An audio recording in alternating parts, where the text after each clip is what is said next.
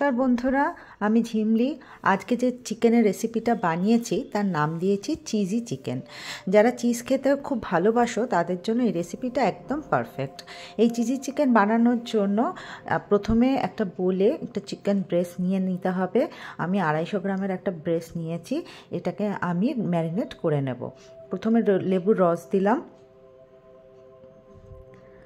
Chicken ব্রেস্টটা আমি একটু কেটে নিয়েছি, তোমরা গোটাও রাখতে পারো। স্বাদ মতো লবণ দিলাম, গোলমরিচ দিলাম, রসুন বাটা দিলাম, আদা বাটা দিলাম, 2 চামচ রিফাইন্ড অয়েল দিলাম। এবার এটাকে ভালো করে ম্যারিনেট করে নিতে হবে। ম্যারিনেট করে বেশিক্ষণ রাখার দরকার নেই, 5-7 মিনিট রাখলেই যথেষ্ট। দেখো ভালো করে এপিট ওপিট করে আমি ভালো করে ম্যারিনেট করে নিলাম। এবার ম্যারিনেট হয়ে গেলে 5-7 মিনিট রেখে আমি এটাকে বয়েল করে নেব। বয়েল করে নিচ্ছি। বয়েল করে নেওয়ার পর এটাকে একটা পাত্রে ঢেলে একটু ঠান্ডা হলে এটাকে সরু সরু করে ছিঁড়ে নিতে হবে। আমি দেখিয়ে দেবো। বলে নিয়েছি, একটু ঠান্ডা হয়ে গেছে। এবার এগুলোকে একটু সরু সরু করে আমি ছিঁড়ে নিচ্ছি, ঠিক এইভাবে। দেখো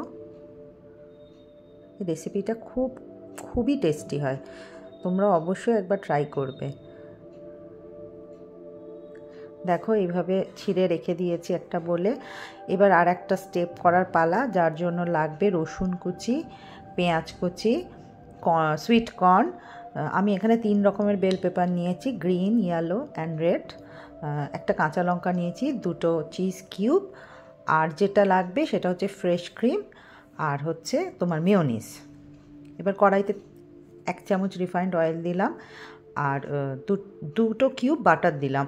আমি এখানে গার্লিক বাটার ইউজ করেছি, তোমরা নর্মাল বাটারও ইউজ করতে পারো। গার্লিক বাটার দিলে খুব ভালো হয় টেস্টটা। এবার রসুন দিয়ে দিলাম, পেঁয়াজ কুচিগুলো দিয়ে দিলাম, দিয়ে এটাকে আমি একটু ভাজা ভাজা করব।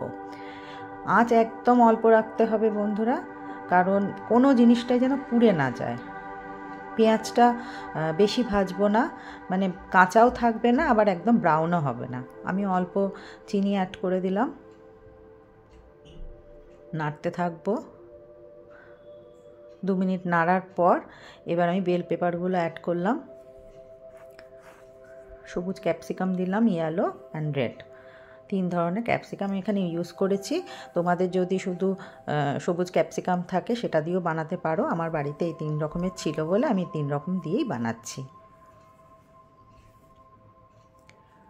নাড়াচাড়া করতে হবে। একটু ক্যাপসিকাম ভাজা ভাজা হলে আমি যে চিকেন কুচি করে রেখেছিলাম সেগুলো দিয়ে দিলাম।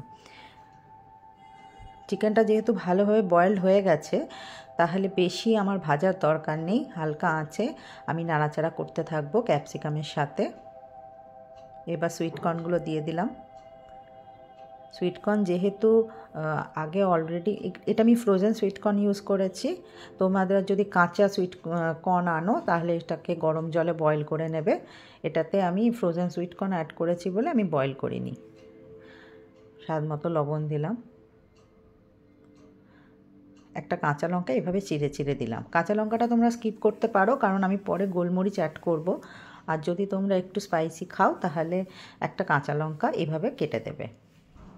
নাড়াচাড়া করতে হবে, 1 থেকে 1.5 মিনিট এইভাবে নাড়ব। এবার দেব 2 চামচ মেয়োনিজ। মেয়োনিজটা আমি 2 চামচই দিলাম, কারণ জিনিসটা একটু ক্রিমি হবে, সেই জন্য 2 চামচ মেয়োনিজ অ্যাড করলাম। মেয়োনিজটাকে এইভাবে ভালো করে মিশিয়ে নিতে হবে।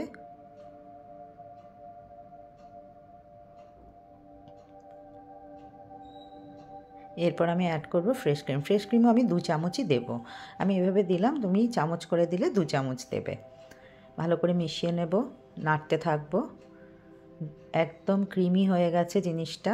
দেখো কি সুন্দর দেখতে হয়েছে, খেতেও দুর্দান্ত হয়।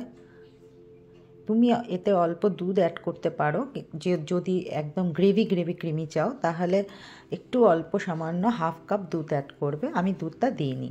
এবার চিজ কিউব আমি গ্রেট করে দিলাম। আমি এখানে 2টো চিজ কিউব ইউজ করেছি। তোমরা যদি চিজটা আর একটু বেশি খেতে চাও 3টেও দিতে পারো। যতটা তোমাদের চিজ খেতে ভালো লাগে সেই অনুযায়ী দেবে। এবার আমি গোলমরিচ দিলাম, চিজটাকে মেশাবো না, চিজটাকে একদম শেষে মেশাবো, কারণ চিজ তাড়াতাড়ি পুড়ে যায়। এরপর আমি চিলি ফ্লেক্স দিলাম, অরিগ্যানো দিলাম, দিয়ে এবার এটাকে মিশিয়ে নেব। আমার মোটামুটি একদম রেডি হয়ে গেছে। কি সুন্দর টেক্সচার হয়েছে দেখো, একদম ক্রিমি। এবার আমি এটাকে প্লেটিং করে নেব। আমি দুটো ডিমের পোচ আগে থেকেই করে রেখেছিলাম। ডিমের কুসুমের সাথে এটা যদি তুমি খাও তাহলে আরও টেস্ট লাগে, সেই জন্য আমি দুটো ডিমের পোচ রেডি করে রেখেছিলাম।